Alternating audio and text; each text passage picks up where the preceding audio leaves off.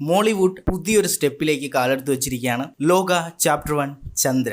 ആദ്യമായിട്ട് നമ്മൾ ഈ യൂണിവേഴ്സ് എന്നുള്ള പേര് കേൾക്കുന്നത് മാർവൽ, DC, ഹോളിവുഡ് ഫിലിംസിലാണ്. അത് പിന്നെ നമ്മളുടെ ഇൻഡസ്ട്രീസിലേക്ക് കടന്നു വന്നു. ബോളിവുഡിലും ഒക്കെ വന്നിട്ടുണ്ടെങ്കിൽ പോലും LCU ലോകേഷ് തന്നെയാണ്. അതിലൂടെയാണ് നമുക്ക് ഈ യൂണിവേഴ്സ് എന്നുള്ളത് കുറച്ചും കൂടി നമുക്ക് അടുത്ത് അറിയാൻ പറ്റിയത്. അത് നമ്മളുടെ ടെറൈനിൽ നമ്മൾക്കറിയുന്ന ആ ഒരു കൾച്ചറിലേക്ക് കൊണ്ടുവരുന്ന സമയത്താണ് നമുക്ക് അതിനകത്തേക്ക് ഇറങ്ങിച്ചെന്നത് നമ്മളെയാണെന്ന് പറയാനുള്ള ഒരു ഫ്രീഡം ഉണ്ടാവുക. നമ്മൾ മറ്റത് കണ്ട് ആസ്വദിക്കുക എന്നുള്ളതിനപ്പുറത്തേക്ക് നമുക്കത് നമ്മളതാണെന്നുള്ള ഒരു ഇന്നർ ഇമോഷൻ ഉണ്ടല്ലോ, അതുണ്ടാവില്ല. എന്നാൽ ഇത്രയും നാളത്തെ ആ ഒരു കാത്തിരിപ്പിന് ഒരു ഉത്തരമാണ് ലോക ചാപ്റ്റർ 1 ചന്ദ്ര. ഈ സിനിമയുടെ ടീസർ അൺഎക്സ്പെക്ടഡ് ആയിട്ട് വന്നതുകൊണ്ട് തന്നെ അതിനത്രയും ഹൈപ്പോ ഒന്നും ഉണ്ടായിരുന്നില്ല. DQവിന്റെ ഒരു പ്രൊഡക്ഷൻ ബാനർ ആയിട്ടുള്ള വേഫയേഴ്സ് ഫിലിംസ് എന്നുള്ള ഒറ്റ ടാഗിൽ മാത്രമാണ് ആ ഒരു ടീസർ വന്ന സമയത്ത് അതിന് അത്രയും റീച്ചോ അട്രാക്ഷനോ കിട്ടിയിട്ടുണ്ടാവുക. അതിനകത്തുള്ള ഡയറക്ടറായ പോലും ഇതിനു മുമ്പ് തരംഗം എന്നുള്ള ഫിലിം എടുത്തിട്ടുള്ള ഒരു ഡയറക്ടറാണ്. ആ ഡയറക്ടറിനെ പോലും സത്യം പറഞ്ഞാൽ എനിക്കും അറിയില്ലായിരുന്നു ഈ ഒരു സിനിമ ഇറങ്ങുന്നത് വരെ. ആ ഫിലിമിന്റെ പോസ്റ്റേഴ്സ് ആയാലും ടീസർ ആയാലും ഒക്കെ വെച്ച് നമുക്ക് മനസ്സിലായത് വുമൺ സൂപ്പർ ഹീറോ ആയിട്ട് വരുന്ന ഒരു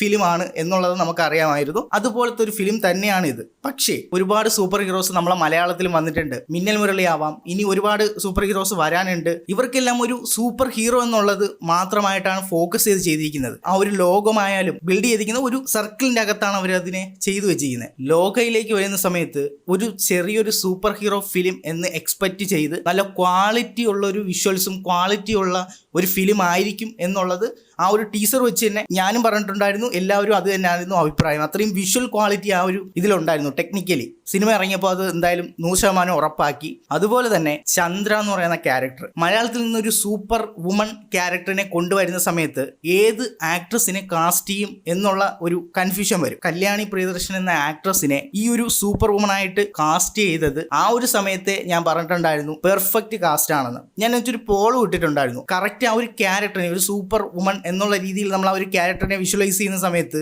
ആ ഒരു സൂപ്പർ വുമൺ എന്നുള്ള ഒരു ഇത് നമുക്ക് കിട്ടണമെങ്കിൽ, അല്ലെങ്കിൽ ആ ഒരു അപ്പിയറൻസ് വൈസ് നമുക്ക് ആ ഒരു ഫീലിംഗ്സ് തോന്നണമെന്നുണ്ടെങ്കിൽ നമുക്ക് അത്തരത്തിലുള്ള ഒരു ആക്ട്രസിനെ അവിടെ പ്ലേസ് ചെയ്യണം. ചന്ദ്ര എന്ന ക്യാരക്ടറിനെ 101% പെർഫെക്റ്റ് ആയിട്ടാണ് കാസ്റ്റ് ചെയ്തിരിക്കുന്നത്. ആക്ടിങ് വൈസ് നോക്കുവാണെങ്കിൽ നമുക്ക് മലയാളത്തിൽ ഒരുപാട് ആക്ടേഴ്സ് ഉണ്ട്. പക്ഷേ ഇത്തരത്തിലുള്ളൊരു ഫിസിക്കുള്ള അല്ലെങ്കിൽ ഇത്രയും ഹൈറ്റിൽ കറക്റ്റ് ആ ഒരു സൂപ്പർ ഹീറോ എന്നുള്ള നമ്മൾ കണ്ട് പരിചരിച്ച് വെച്ചിരിക്കുന്ന ഒരു സൂപ്പർ വുമൺ അല്ലെങ്കിൽ സൂപ്പർ ഹീറോ എന്നുള്ള ഒരു ഇതുണ്ട്. നമുക്കൊരു ഓൾറെഡി കണ്ട ഒരു ടേസ്റ്റ് ഉണ്ട്. പെട്ടെന്ന് അതിൽ നിന്ന് മാറി ഒരു ലുക്കിലേക്ക് നമ്മളൊരു സൂപ്പർ ഹീറോയെ കൊണ്ടുവരുന്ന സമയത്ത് പെട്ടെന്ന് അക്സെപ്റ്റ് ചെയ്യാൻ വേണ്ടിയിട്ട് പാടായിരിക്കാം. അത് നമ്മളിപ്പോൾ മലയാളികളായാലും ഏത് മനുഷ്യരായാലും പുതിയൊരു കാര്യത്തെ പെട്ടെന്ന് അക്സെപ്റ്റ് ചെയ്യുക എന്ന് പറയുന്നത് കുറച്ച് പാടാണ്. എക്സ്പീരിമെന്റൽ ടൈപ്പ് വീഡിയോസ് ആയാലും സിനിമകളായാലും പലപ്പോഴും അത് ഫസ്റ്റ് അറ്റംപ്റ്റ് തന്നെ പൊളിയാറാണുള്ളത്. കാലങ്ങൾ കഴിയുമ്പോൾ അതിനെ എല്ലാവരും ചർച്ച ചെയ്യും.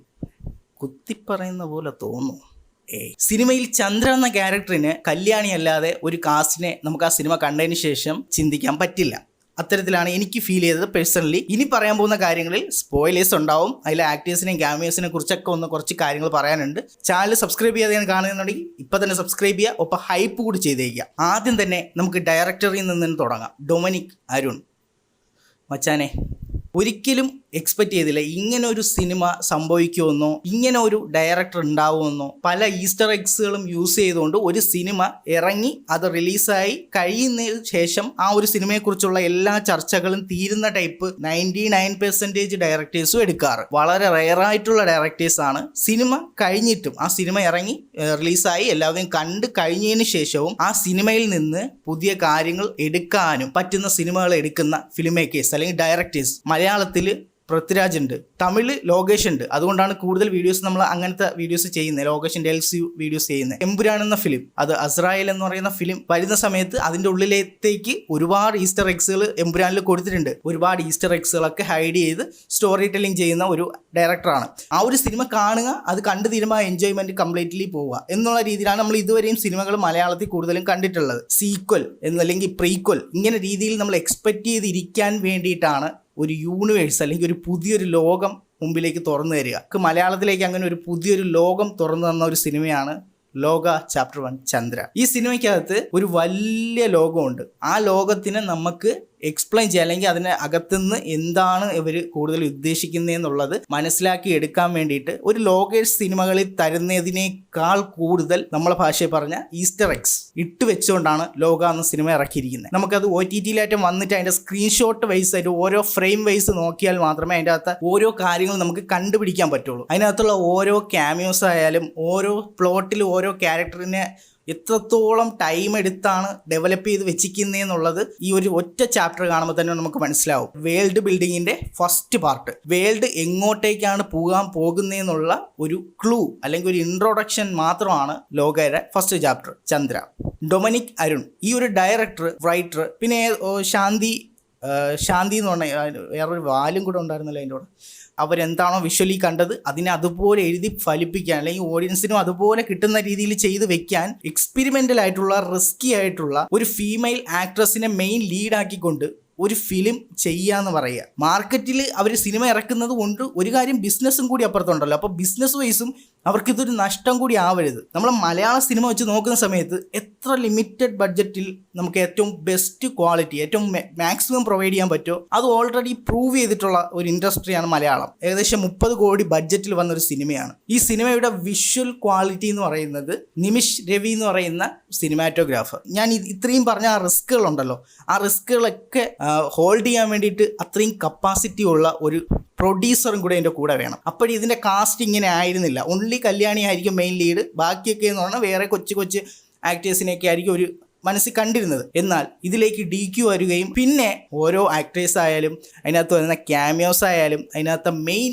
ലീഡായിട്ട് വരുന്ന മൂത്തോൻ എന്ന് പറയുന്ന ആ ഒരു ക്യാരക്ടർ, അത് ആരാണെന്നുള്ളത് നമുക്കറിയാം. ആ മൂത്തോൻ എന്ന ക്യാരക്ടർ ഇപ്പോൾ ഒരു ഇമാജിനറിയിലാണ് നിൽക്കുന്നത്. ആ ഒരു ക്യാരക്ടറിന് ഒരു ഫേസ് കൊടുത്തിട്ടില്ല. അതിനകത്തേക്ക് DQൻ്റെ തന്നെ ഒരു ക്യാമിയോ അപ്പിയറൻസും കൂടി വന്ന സമയത്ത് ഇതുവരെ ഉണ്ടായിരുന്ന ആ ഒരു സിനിമയുടെ വലിപ്പം ഉണ്ടല്ലോ, അത് അപ്പോൾ തന്നെ വികസിച്ച് വന്നിട്ടുണ്ട്. തുടക്കം തൊട്ട് ഈ സിനിമ ഇങ്ങനെ കട്ട്സ് ആയിട്ട് പോകും. നമ്മളൊരു ട്രെയിലർ കാണുന്ന പോലെയാണ് ഈ സിനിമയുടെ തുടക്കം, ഫസ്റ്റ് ഹാഫ് ഫുള്ള് പോകുന്നത്. ആ തുടക്കത്തിൽ കാണിക്കുന്ന ഓരോ കാര്യങ്ങളും ഞാൻ നേരത്തെ പറഞ്ഞതുപോലെ ഓരോ ഈസ്റ്റർ എഗ്സുകളും കാര്യങ്ങളും അതിനകത്ത് കൊടുത്തിട്ടുണ്ടെങ്കിൽ പോലും അതൊക്കെ നമുക്ക് മനസ്സിലാക്കി എടുക്കാൻ പറ്റുന്ന രീതിയിൽ അവർ അതിനെ ഡീറ്റെയിൽ ആയിട്ട് അതിനകത്ത് കൊടുത്തിട്ടുണ്ട്. ഓരോ സ്ക്രീൻഷോട്ടിലും ഓരോ കാര്യങ്ങൾ നമുക്ക് കിട്ടും. അത് ആ രീതിയിൽ അതിനെ എഡിറ്റ് ചെയ്ത് എടുത്തിരിക്കുന്നത് ചമൻ ചാക്കോ. ഇപ്പോൾ കൂടുതൽ പറയണ്ടല്ലോ. ഇതിനകത്ത് വർക്ക് ചെയ്തിരിക്കുന്ന ഫുൾ ടീം തന്നെ ഈ ഒരു സിനിമയുടെ സക്സസ് 30 കോടിയിൽ ഇറക്കി 100 കോടി അവർ കംപ്ലീറ്റ് ചെയ്തു. പുതിയൊരു വേൾഡിനെ നമുക്ക് മലയാളം മോളിവുഡിന് തന്നു. അപ്പോൾ അതിനൊരു ബിഗ് താങ്ക്സ് പറഞ്ഞുകൊണ്ട് തന്നെ നമുക്ക് കൂടുതൽ കാര്യങ്ങളിലേക്ക് കിടക്കാം. ഈ സിനിമയെക്കുറിച്ച് ഒരുപാട് കാര്യങ്ങൾ ഇങ്ങനെ പറയാനുണ്ട്. അത് ഒരുപാട് കാര്യങ്ങൾ ഇവിടെ എഴുതിയും വെച്ചിട്ടുണ്ട്. ഇത് എങ്ങനെ ഓർഡറാക്കി പറഞ്ഞാലും ഒരു വീഡിയോയിലൊന്നും കൊണ്ട് നിൽക്കില്ല. കാരണം അത്രത്തോളം ഡീറ്റെയിൽസ് ഈ സിനിമയ്ക്കകത്തുണ്ട്. സ്ക്രീൻഷോട്ടെങ്കിലും എടുത്തു വെച്ച് പറഞ്ഞാലേ അത് എന്താണ് പറയുന്നത് എന്നുള്ളത് മനസ്സിലാവുള്ളൂ. ലോക എന്നുള്ളതിനെ നമ്മളൊരു സീരീസ് പോലെ എന്തായാലും കണ്ടിന്യൂ ചെയ്യും. നമ്മൾ ഇത്രയും നാൾ LCUവിനെ ഒരു സീരീസ് പോലെ കണ്ടിന്യൂ ചെയ്ത് വന്നില്ലേ. ലോക എന്നുള്ള ഒരു പ്ലേലിസ്റ്റ്, LCU എന്ന് പറയുന്ന ഒരു പ്ലേലിസ്റ്റ് ഉണ്ടാവും. 2 യൂണിവേഴ്സിലെയും വീഡിയോസ് ആ പ്ലേലിസ്റ്റുകൾക്കുള്ളിൽ വരും. പിന്നെ അതല്ലാതെ പുതിയ നമ്മളതായിട്ടുള്ള ഒരു കുഞ്ഞ് യൂണിവേഴ്സും കൂടെ നമ്മൾ ചെയ്യുന്നുണ്ട്. ഈ ഒരു ലോക എന്ന് പറയുന്ന ഒരു വേൾഡിൻ്റെ ഒരു ഇൻട്രൊഡക്ഷൻ തന്നതാണ് ഈ ചാപ്റ്റർ 1 ചന്ദ്ര.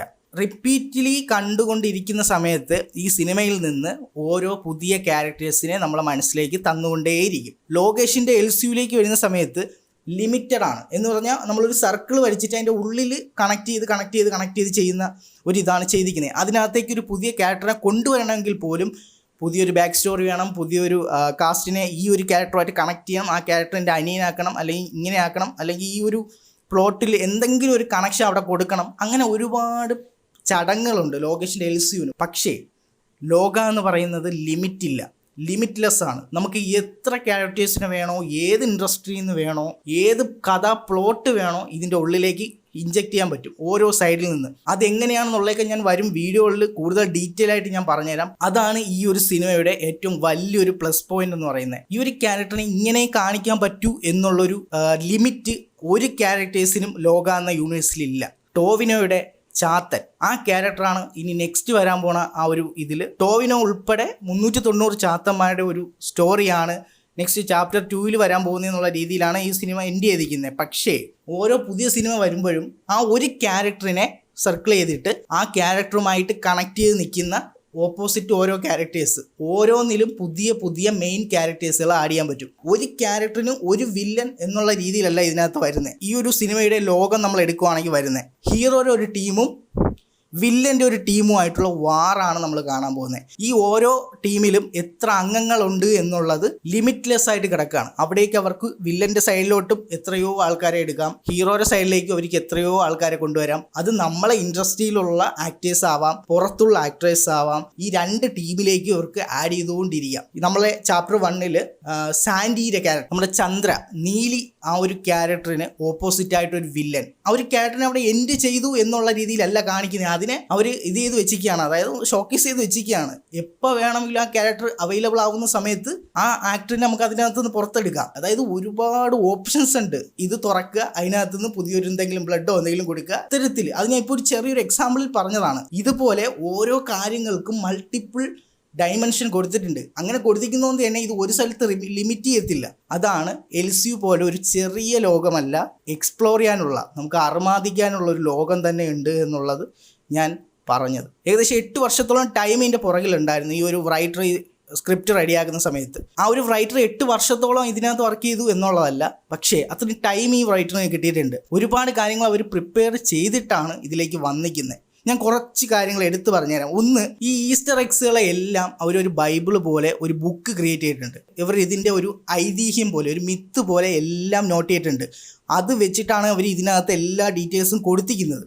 അതുകൊണ്ട് തന്നെ ഇനി വരാൻ പോകുന്ന ഇതിലേക്ക് അവർ പുതുതായിട്ട് ക്രിയേറ്റ് ചെയ്യേണ്ട, അവർ ചെയ്ത് വെച്ചിരിക്കുന്നതിനെ സ്ക്രീൻ പ്ലേ ആക്കുക എന്നുള്ള രീതിയിലാണ് അവർ ഓൾറെഡി പ്രീ പ്ലാൻഡ് ആണ്. അതിൻ്റെ എല്ലാം DQ പറഞ്ഞതുപോലെ ഇതിനൊരു ബാക്ക് സ്റ്റോറി നിങ്ങൾ കണ്ടുവച്ചിട്ട് വേണം ഇതിനകത്തേക്ക് ഇതിനെ അൺവാണ്ടഡ് ആയിട്ട് ആഡ് ചെയ്യാതെ ഒരു റീസണബിളായിട്ട് തന്നെ ഇതിനകത്ത് ഓരോ കാണിക്കുന്ന ഓരോ സ്റ്റിൽസിനും ഒരു റീസൺ ഉണ്ടാവണം. അത് പിന്നെ കണ്ടിന്യൂ ചെയ്യുന്ന രീതിയിലായിരിക്കണം ചെയ്യേണ്ടതെന്നുള്ള DQ തന്നെ പറഞ്ഞു.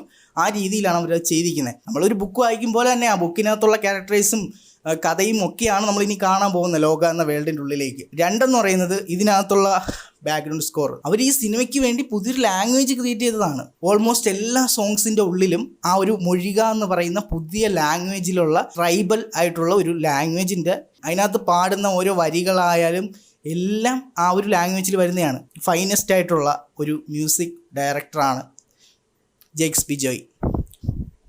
ബിഫോർ ലോക ആഫ്റ്റർ ലോക എന്ന് പറയുന്ന ഒരു ഇത് മലയാള സിനിമയിലുണ്ടാവും. ഈ സിനിമയ്ക്കകത്ത് അവരെടുത്തിരിക്കുന്ന ഒരു പ്ലോട്ടുണ്ട്, ഒരു സ്റ്റോറി ലൈൻ രീതിയുണ്ട്. നമ്മൾ പണ്ട് കേട്ടിട്ടുള്ള മിത്ത്, കള്ളിയങ്കാട്ട് നീലി, ചാത്തന്മാർ, ഒടിയൻ, അത്തരത്തിലുള്ള മാക്കാൻ പണ്ട് കൊച്ചിലെ അമ്മമാരെ വായി എന്നൊക്കെ കേട്ടിട്ടുള്ള കുറേ വേർഡുകളുണ്ട്, കുറേ ഇതിൻ്റെ പേരുകൾ. അത്തരത്തിലുള്ള ക്യാരക്ടേഴ്സാണ് ഇതിൻ്റെ ഉള്ളിൽ വെച്ചിരിക്കുന്നത്. എന്നാൽ ഇവർ പുറമെ പ്രസൻറ്റ് ചെയ്തിരിക്കുന്നത് കറൻ്റ്ലി നമ്മളെ ഫ്യൂച്ചർ AI ഒക്കെ ഇൻക്ലൂഡ് ആയിട്ടുള്ള ഈ ഒരു ജനറേഷൻ തൊട്ട് ഫ്യൂച്ചറിലേക്ക് നമ്മളൊരു 90s കിഡ്സ് എന്ന് പറയുന്ന ഒരു ഇതുണ്ടല്ലോ, ആ ഒരു കാറ്റഗറിയിലുള്ള അവർക്ക് വരെ ഈ മിത്ത് എന്ന് പറയുന്ന സാധനം റിലേറ്റബിൾ ആണ്. അതായത് അവർക്ക് എങ്ങനെ പോയാലും റിലേറ്റബിൾ ആവും. ഇത്തരത്തിലുള്ള ഒരു ഓഡിയൻസിനെ ഈ ഒരു മിത്തിലൂടെ അവർ കയ്യിലെടുക്കും. കറൻ്റ്ലി സിറ്റുവേഷൻ, ആ ഒരു മേക്കിംഗ്, പ്രസൻറ്റേഷൻ, ഇത്തരം കാര്യങ്ങൾ, അതിപ്പോൾ ക്യാരക്ടറിൻ്റെ ലുക്ക് വൈസ് ആയാലും ആ ക്യാരക്ടറിനെ പ്രസൻറ്റ് ചെയ്യുന്ന രീതിയായാലും കോസ്റ്റ്യൂം ആയാലും സിനിമാറ്റോഗ്രാഫി, അതിൻ്റെ എഡിറ്റിംഗ് മെത്തേഡ്, അതിൻ്റെ മേക്കിംഗ് സ്റ്റൈല്, ഇങ്ങനെ തുടങ്ങി ഫുൾ കാര്യങ്ങളും ഫ്യൂച്ചറിലേക്കും കറൻ്റ്ലി ഉള്ള AI ജനറേഷൻ ഈ ഒരു ഫുൾ കാര്യങ്ങളുടെ വെച്ച് പ്രസൻറ്റ് ചെയ്യുകയാണ് ചെയ്തിരിക്കുന്നത്. അപ്പോൾ പുതിയ ജനറേഷനായിട്ടുള്ള 2K കിഡ്സ് എന്ന് നമ്മളെ ഭാഷയിൽ പറയുന്ന ജെൻസി ആയാലും ആൽഫ ആയാലും ഇനി വരാൻ പോകുന്ന എല്ലാ ജനറേഷനും ഇത് വെച്ചിട്ട് ആ ഒരു ഓഡിയൻസിനെ ഇതിൻ്റെ ഉള്ളിലേക്ക് കൊണ്ടുവരാം. ചുരുക്കി പറഞ്ഞാൽ ഈ 2 ടൈപ്പ് ഓഡിയൻസിനെയും ഒരുപോലെ സാറ്റിസ്ഫൈ ചെയ്യിക്കാൻ പറ്റുന്ന എല്ലാം കൂടെ ഇൻക്ലൂഡ് ചെയ്തിട്ടുള്ള ക്യാരക്ടേഴ്സാണ് ഈ ലോക യൂണിവേഴ്സിൻ്റെ ഉള്ളിലുള്ളത്. പഴയകാല മിത്തുകളെ എടുത്ത് പുതിയതും ഫ്യൂച്ചറുമായിട്ടുള്ള കാര്യങ്ങൾ വെച്ച് ബ്ലെൻഡ് ചെയ്ത് നമുക്ക് തരികയാണ്. ഇത്രയും കഴിവുള്ള ഡയറക്ടേഴ്സൊക്കെ ഇനിയും ഒരുപാട് പേരുണ്ടാവും. ഇതുപോലെ അവർ എപ്പോഴെങ്കിലും ഒരു സിനിമ എടുത്ത് വിടുന്ന സമയത്തേ നമുക്ക് അറിയാൻ പറ്റുള്ളൂ ഇതുപോലുള്ള ഡയറക്ടേഴ്സിനെ. ഇനിയും പുറത്ത് ഇതുപോലത്തെ ഡയറക്ടേഴ്സുകൾ വരണം. അപ്പോൾ ഇതൊരു തുടക്കം മാത്രമാണ്. ഈ വീഡിയോയിനകത്ത് ഒരുപാട് കാര്യങ്ങളൊന്നും പറയാൻ പറ്റില്ല, ഇത് ലെങ്ത് കൂടി പോകുന്നുണ്ട്. പാർട്ട് 1 ആണ്. നിങ്ങൾ പാർട്ട് 2 വേണോ എന്നുള്ളത് കമൻറ്റ് ചെയ്യുക. നമുക്ക് നമ്മുടെ മലയാളത്തിൽ ഇത്തരത്തിലൊരു സംഭവം ഇല്ലാത്തത് കൊണ്ടാണ് നമ്മൾ മറ്റ് ഇൻഡസ്ട്രിയിലെ സിനിമകൾ എടുത്തിട്ട് ആ രീതിയിൽ നമ്മൾ പഠിക്കുക, അതിൻ്റെ ഉള്ളിൽ നിന്ന് പുതിയ കാര്യങ്ങൾ എടുക്കുകയൊക്കെ ചെയ്ത് തരുന്നത്. ഇപ്പോൾ അൺലിമിറ്റഡ് ആയിട്ടൊരു സിനിമ വന്നിട്ടുണ്ട്. ഫ്യൂച്ചറിസ്റ്റിക് ആയിട്ടുള്ള കാര്യങ്ങളും പഠിക്കാം, നമ്മളെ മിത്ത് റിലേറ്റഡ് കാര്യങ്ങളും പഠിക്കാം. അങ്ങനെ ഒരു പ്ലേലിസ്റ്റ് ലോക എന്നുള്ള പേരിൽ നമ്മളെ ചാനലുണ്ടാവും. ലോക വരുന്നതിന് മുമ്പ് LCU എന്ന് പറയുന്നൊരു യൂണിവേഴ്സ് എടുത്ത് നമ്മളെപ്പോലുള്ള മലയാളി ഓഡിയൻസിനെ വരെ അക്സെപ്റ്റബിൾ ആക്കി തന്ന ഒരു ഡയറക്ടറാണ് ലോകേഷ്. ഇന്ന് ചവിട്ടി താത്തിയ എല്ലാവരും പുറകെ തന്നെ വരും. ഇത് ഒരു എന്താ പറയുക, നാടിൻ്റെ നിയമം എന്ന് പറയില്ലേ, അതാണ്. ഒരാൾ ഡൗൺ ആകുമ്പോൾ മറ്റൊരാൾ മേഖലയിൽ നിൽക്കും, അവരെ പുറകെ ആയിരിക്കും എല്ലാവരും. ഈ ആൾ അവിടെ വർക്ക് ചെയ്യണം, വർക്ക് ചെയ്യാതെ അവിടെ കിടന്നു കഴിഞ്ഞാൽ അവിടെ കിടക്കാനേ പറ്റൂ, അവർ നോക്കാനോ മൈൻഡ് ചെയ്യാനൊന്നും പോകുന്നില്ല. ഇവിടെ നമുക്ക് മലയാളത്തിൽ ലോക വന്നിട്ടുണ്ട്. നമ്മളിവിടെ നിൽക്കും കുറച്ച് നാൾ, എൽസുവിൻ്റെ വീഡിയോസ് നമ്മൾ ചെയ്യും. ഇനി ലിയോയുടെ ഒരു പെൻഡിങ് വീഡിയോ ഉണ്ട്, അതിൻ്റെ വർക്കുണ്ട്, സ്ക്രിപ്റ്റ് ഇവിടെ റെഡിയാണ്. അത് ഞാൻ എന്തായാലും ആ വീഡിയോ ഉടനെ ഇടുന്നതാണ്. 2 പ്ലേലിസ്റ്റ് ചാനലുണ്ടാവും, 2 നിങ്ങൾ സപ്പോർട്ട് ചെയ്യുക. നിങ്ങൾ ഒന്ന് മാത്രമായിട്ട് കാണാൻ വേണ്ടിയിട്ട് നിൽക്കരുത്. ഫിലിമിൻ്റെ ഈച്ച് ആൻഡ് എവരി വശങ്ങളും എനിക്കിഷ്ടപ്പെട്ടതും എൻ്റെ ഓൺ ക്രിയേറ്റിവിറ്റിയിൽ ഞാൻ ചെയ്യുന്നതും മറ്റു ക്രിയേറ്റേഴ്സ് ചെയ്ത ആ ഒരു ഫിലിംസിനെ അതിൽ നിന്ന് എന്തൊക്കെ പഠിക്കാൻ പറ്റുമോ അതെല്ലാം നിങ്ങൾക്കെടുത്ത് ഞാൻ പറഞ്ഞു തരികയും ചെയ്യും. ഈ 2 ഇതും ഞാൻ ഇതിനകത്ത് ചെയ്യുന്നുണ്ട്. ഞാൻ ഈ പഠിച്ചത് എങ്ങനെയാണ് ഞാൻ എൻ്റെ മൈൻഡിലുള്ള സിനിമയിൽ എങ്ങനെയാണ് അപ്ലൈ ചെയ്യുന്നതെന്നുള്ളത് നിങ്ങൾക്ക് കാണണമെന്നുണ്ടെങ്കിൽ ഈ ഒരു ലോഡ്ലർ അൺഫോൾഡ്സ് എന്ന് പറയുന്ന പ്ലേലിസ്റ്റ് ചെക്ക് ചെയ്താൽ മതി. അതിൻ്റെ എപ്പിസോഡ് 2 ഞാൻ ഇട്ടിട്ടുണ്ട്. ഫാൻ തിയറീസിനെ കുറിച്ച് ഒരുപാട് കമൻസുകളും കാര്യങ്ങളൊക്കെ ഞാൻ പല ചാനലിലെയും വീഡിയോസിൽ കാണുന്നുണ്ട്. നിങ്ങൾ ഫാൻ തിയറീസ് പറഞ്ഞ് സിനിമയുടെ ഹൈപ്പ് കൂട്ടി എക്സ്പെക്റ്റേഷൻ കൂട്ടി സിനിമ ഇറങ്ങുമ്പോൾ നമ്മൾ പ്രതീക്ഷയൊന്നും കാണില്ല, അത് പൊട്ടും. ഫാൻ തിയറീസൊക്കെ നിങ്ങളുടെ ഒരു വാച്ചിങ് എക്സ്പീരിയൻസിനെ അഫക്റ്റ് ചെയ്യുമെന്ന് നിങ്ങൾക്ക് തോന്നുന്നുണ്ടെങ്കിൽ എന്ത് ചെയ്യുക, ആ വീഡിയോ നിങ്ങൾ കാണാതിരിക്കാൻ ശ്രമിക്കുക. നിങ്ങൾ കാണണ്ട. അപ്പോൾ നിങ്ങൾ കാണാതിരിക്കുമ്പോൾ നിങ്ങൾക്ക് ആ സിനിമ കാണുന്ന സമയത്ത് ഒരു ഫ്രഷ് മൂഡ് കിട്ടും. പക്ഷേ ഇത് ഇഷ്ടപ്പെടുന്ന ഒരു ടീമുണ്ട്, അവർക്ക് നമ്മൾ ഈ പറയുന്ന കാര്യങ്ങളും വെച്ച് അതിനെ ചർച്ച ചെയ്യാൻ ഭയങ്കര ഇഷ്ടമാണ്, സിനിമ ചർച്ച ചെയ്യാൻ ഭയങ്കര ഇഷ്ടമാണ്. അത്തരത്തിലെ കാറ്റഗറിയിലുള്ളൊരു ടീമാണ് ഞാനായാലും എന്നെ ഇഷ്ടപ്പെടുത്ത് എൻ്റെ വീഡിയോ കാണുന്നവരും. അപ്പോൾ അതല്ല നിങ്ങളെ വാച്ചിങ്ങിനെ എക്സ്പീരിയൻസ് ചെയ്യും. ഒരു പുതിയ സിനിമ ഒരു ജനിച്ച കൊച്ചിനെ പോലെ തന്നെ പോയി കാണണമെന്നുള്ള രീതിയിലാണ് നിങ്ങൾ മൈൻഡ് വെച്ചിരിക്കുന്നതെന്നുണ്ടെങ്കിൽ ദയവ് ചെയ്ത് നിങ്ങൾ ആ വീഡിയോസ് കാണാതിരിക്കാൻ ശ്രമിക്കുക. അല്ലാതെ നിങ്ങൾ അത് അവരിറക്കുന്നു വീഡിയോ ഇടുന്നതുകൊണ്ടാണ് നമ്മളെ വാച്ചിങ് എക്സ്പീരിയൻസ് ഇതാവുന്നതെന്നുള്ള രീതിയിൽ പറയരുത്. അത് ഒരിക്കലും ലോജിക്കലി ഇതല്ല. നിങ്ങൾക്ക് ഇൻട്രസ്റ്റ് ഇല്ലാത്ത സാധനം നിങ്ങൾ കാണാതിരിക്കുകയും നിങ്ങൾ എന്നിട്ട് പോയി സിനിമ കാണുക. കണ്ടതിന് ശേഷം വന്നിട്ട് ഈ പറയുന്നത് ശരിയോ അല്ലെങ്കിൽ അവർ പറയുന്നത് അവരെ ഒരു പോയിൻ്റ് ഓഫ് വ്യൂ ആണെന്നുള്ളത് നോക്കുക. അത്രയേ ഉള്ളൂ. ലോഡ്ലർ അൺഫോൾഡ്സ് ഞാൻ അത് ഇവിടെ കൊടുത്തിരിക്കാം. അതിൽ നിങ്ങൾ മാക്സിമം ഒന്ന് കയറി നിങ്ങളുടെ അഭിപ്രായങ്ങൾ ഈ സീരീസിൽ എന്തൊക്കെയാണ് ഞാൻ ഇമ്പ്രൂവ് ചെയ്യേണ്ടത്, എവിടെയൊക്കെയാണ് ഞാൻ എന്തൊക്കെ ചെയ്യേണ്ടതെന്നുള്ളത് ഒന്ന് കമൻ്റ് ഇട്ട് അതിനെ ഒന്ന് വൈറലാക്കുക. ഇനി എന്തിനാ പറയാനുള്ള. അപ്പോൾ അത്രയേ ഉള്ളൂ ഗൈസ്. അപ്പോൾ ഇതിനേക്കാൾ സബ്സ്ക്രൈബ് ചെയ്യാത്തവരുണ്ടെങ്കിൽ ഇപ്പോൾ തന്നെ സബ്സ്ക്രൈബ് ചെയ്യുക, ബെൽ നോട്ടിഫിക്കേഷൻ ഓൺ ചെയ്യുക, ഹൈപ്പ് എന്നുള്ളൊരു ഓപ്ഷൻ താഴെ വരും, അതും കൊടുക്കുക. പിന്നെ എന്തിനുണ്ട്, ഹാപ്പി ഓണമാണ്, നബിദിനം വരുന്നുണ്ട്. അപ്പോൾ എല്ലാവർക്കും ഹാപ്പി ഓണം, അതുപോലെ തന്നെ നബിദിന ആശംസകൾ. എല്ലാവരും അടിച്ചു പൊളിക്കുക, സന്തോഷമായിരിക്കുക, സദ്യ കഴിക്കുക, ബിരിയാണി കഴിക്കുക. അപ്പോൾ എന്തായാലും ഇതിനേക്കാൾ വീഡിയോട്ടായി മറ്റൊരു വീഡിയോ കാണാം. It's me Anshan sir. ആ ഒരു ലോഡ്ലർ അൺഫോൾഡ്സ് അതിനകത്ത് 2 എപ്പിസോഡ് ഇട്ടിട്ടുണ്ട്. ഒന്ന് ഇസ, അതും ബാരി എപ്പിസോഡ് 2. ഈ 2 എപ്പിസോഡ് നിങ്ങൾ കണ്ടു നോക്കുക. ഫസ്റ്റ് നിങ്ങൾ കാണേണ്ടത് ബാരി കാണുക. കണ്ടിട്ട് അതിൻ്റെ എൻഡ് സ്ക്രീനിൽ തന്നെ ഞാൻ ഇസാര കൊടുത്തിട്ടുണ്ട്. അവിടെ നിന്ന് നേരെ നിങ്ങൾ ഇസയിലേക്ക് പോയി കഴിഞ്ഞാൽ നിങ്ങൾക്കൊരു യൂണിവേഴ്സ് കാണാം. അതായത് ലോഡ്ലർ അൺഫോൾഡ്സ് എന്ന് പറയുന്ന LU പുതിയ യൂണിവേഴ്സ് നിങ്ങൾക്ക് അതിനകത്ത് കാണാം. കണ്ടിട്ട് നിങ്ങൾ അഭിപ്രായം പറയാം.